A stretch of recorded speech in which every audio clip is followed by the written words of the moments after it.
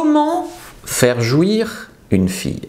On va faire dans cette vidéo une vidéo de conseils d'éducation sexuelle, de conseils sexuels. C'est donc une vidéo éducative, j'insiste là-dessus.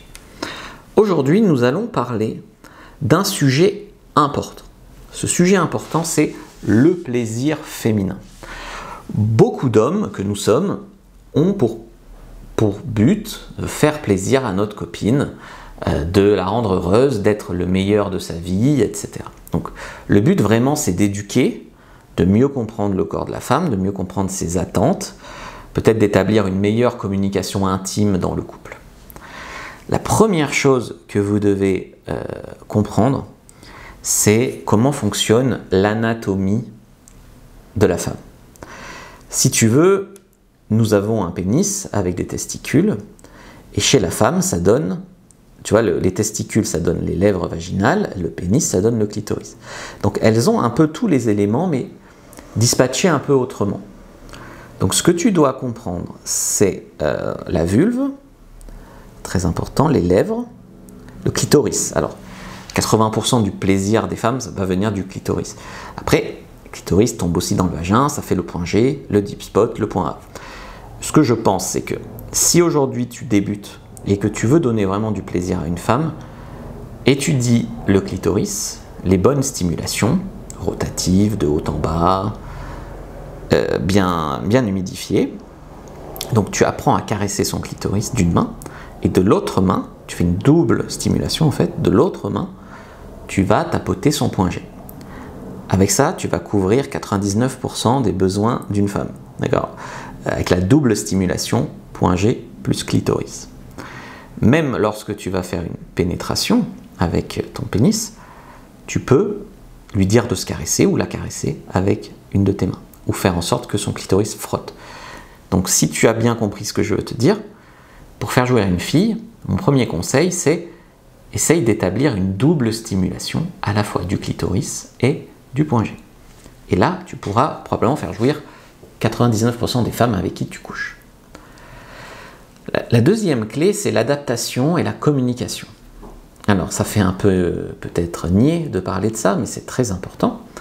Les femmes sont très intéressées par ces sujets-là. Le plaisir commence bien sûr par l'écoute et le respect, mais il faut que tu puisses faire en sorte qu'elle soit assez à l'aise pour te demander ce dont elle a envie, et que toi tu sois à l'écoute de ses réactions. Plus comme ci, plus comme ça, moins comme ça, on change de position. Il faut que tu arrives à voir quand elle est à l'aise, quand elle est gênée, ce dont elle a envie, ce qui marche pas. Quand elle s'ennuie, il vaut mieux changer, plutôt que faire un cuni pendant 30 minutes alors que tu fais pas bien et qu'elle s'ennuie, qu'elle fait semblant. Donc ça, c'est très important. Donc si tu veux, moi, ce que je te donne dans mes formations, par exemple le guide du bon coup, qui est toujours disponible sur fabricejuliensecret.com, je te donne une ligne directrice pour les femmes. Maintenant, je t'insiste toujours que tu dois t'adapter. Tu vois, c'est comme les hommes.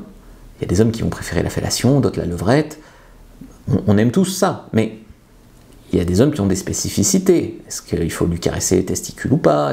Les femmes, c'est pareil.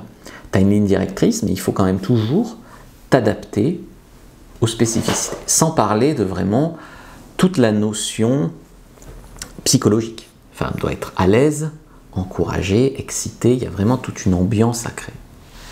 Alors ensuite, les préliminaires. Alors les préliminaires, si tu écoutes les femmes, elles en ont jamais assez, et les hommes trouvent ça très très long, et ils en ont marre. Donc en fait, les femmes ont envie d'anticipation, en vérité. Elles ont envie de mental encore. Donc elles n'ont pas envie que tu ailles tout de suite dessus. En tout cas, elles sont chaudes moins rapidement que toi.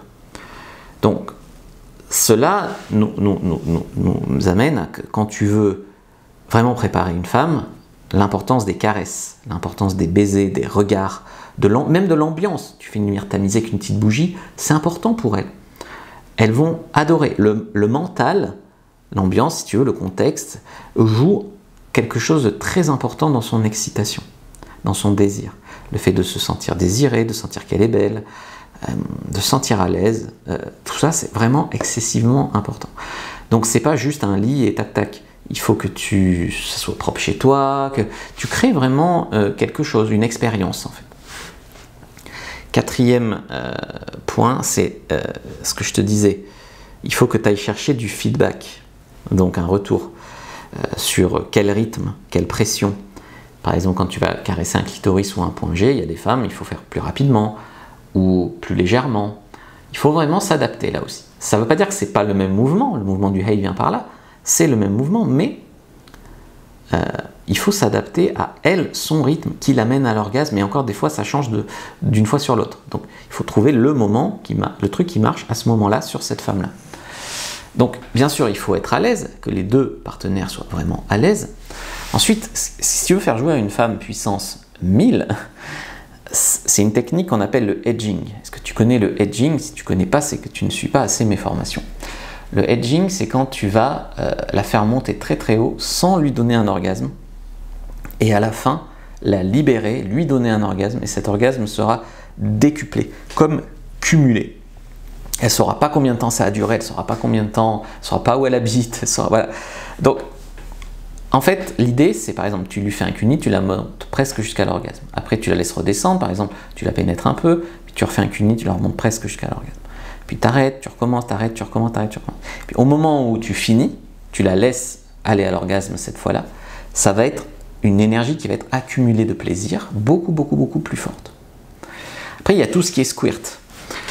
Squirt aussi, c'est une jouissance. Alors, une femme peut squirter sans jouir, ou jouir sans squirter, évidemment.